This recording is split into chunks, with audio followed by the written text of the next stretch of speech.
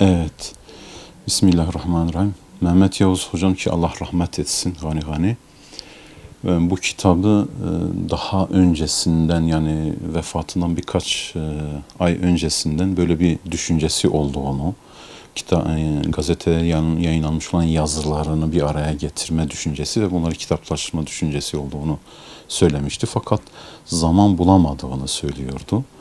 Netice itibarıyla yazıları bir araya getirip gazete formatından kitap formatına sokma konusunda sürekli paslaştı benimle ve başkalarıyla da bu konuda istişarede bulunmuş olacak ki gerek adı konusunda gerek kitabın formatı konusunda en son neticeyi tekrar kendisine tevdi ettik. Kendisi de son noktayı koyduktan sonra bize verdi. Fakat o arada da aniden kaldırıldı, hastanede yoğun bakıma alındı. Dolayısıyla kitapla uğraşmaktan çok kendisinin sağlık durumu söz konusu oldu.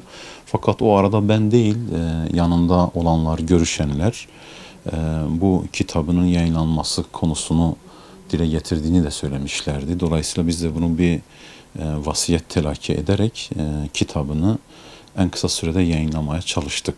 Bu kitapta bizim bir katkımız yok. Hocamın yıllardır yazmış olduğu gazete yazıları ve benzeri düşüncelerinin eseridir. Bir de tabii yanlış anlaşılmaması için söylemekte fayda var.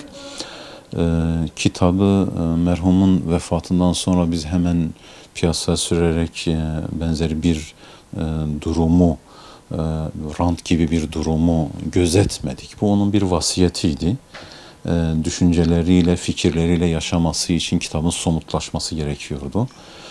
Belki onun hakkında daha geniş, daha detaylı bir kitap hazırlamak gerekiyordu ki okuyucularımızdan bazıları bizzat beni aradılar, bu konuda tekliflerde de bulundular. Fakat biz elimizdeki olan mevcut çalışmasını bir tür bu şekilde elde tutarak, somutlaştırarak okuyucuya ulaştırmanın daha güzel olduğunu düşündük.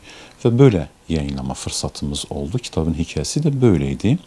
Hatta bazı okuyucularımız farklı sorular da sorsalar kitap için, beğenenler, hocamın fikirlerinin somutlaşması olduğunu, somutlaşmış bir halinin olduğunu takdir edenlere benzeri durumlar da oldu.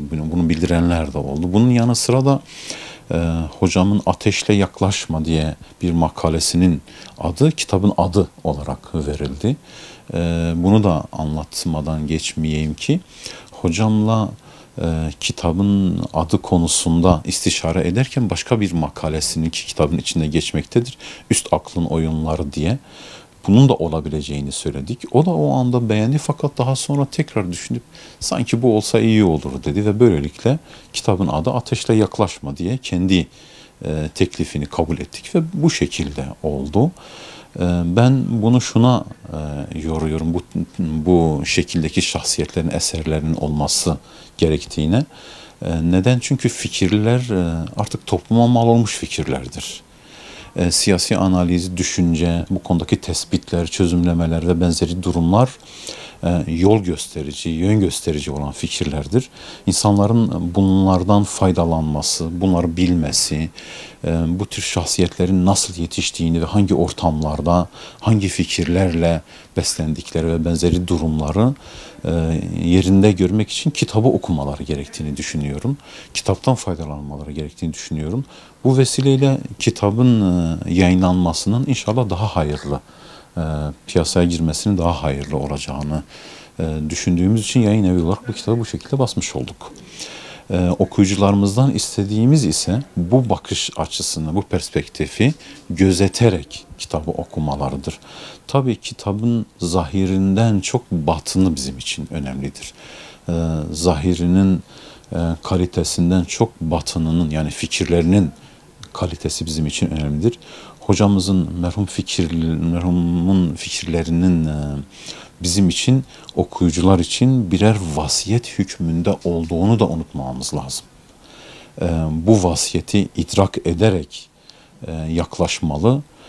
Kendi eş, dost, akraba ve benzeri bu yolda yürüyen herkesi bu fikirlerle beslemeye yönelik, yetiştirmeye yönelik, toplum içindeki sorumluluklarını yerine getirmeye yönelik ve buna benzer, buna paralel olan düşüncelerin yaşaması ve yaşatılmasına yönelik gayretler göstermesini diliyoruz. İnşallah okuyucular da bu perspektiften bakacaklar. Ayrıca kitap için şunu da söyleyelim. Biz ilk baskıyı henüz 3-4 gündür yapmış bulunuyoruz. Bu ilk baskıda bu 3-4 günlük süre içerisinde sanki bitecek gibi görünüyor elimizdeki. Bunu önümüzdeki hafta, yani bu hafta sonu bittikten sonra önümüzdeki hafta tekrar bir baskının yapılıp yapılamayacağı konusunda biz ona göre karar vereceğiz. Çünkü talep de var. Talep olduğu için de buna yönelik olan baskı ve benzeri durumları da o zaman değerlendireceğiz inşallah. Bizim yayın evi olarak okuyucularımızdan istediğimiz şu vardır. Bu kitap veya farklı kitaplarımız da olsa biz insanlara yol gösterme, yani manen bir ekol, bir mektep, bir okul anlayışıyla bir yayın evini yönetmeye çalıştığımızı, bu anlayışla eserler verdiğimizi, bu anlayışla okuyucularımızı yönlendirmeye çalıştığımızı bilmelerini istiyoruz. Maddi bir beklenti veya farklı bir beklenti yönünden çok manevi bir beklenti ve dualarını almaya adayız bu konuda. Bütün eserlerimiz bu yönde olduğundan dolayı daha çok şahsiyet yetiştirmeye yönelik bir programımız vardır yayın evi olarak. Şahıs değil, çünkü şahıs kişidir, enedir, bireydir.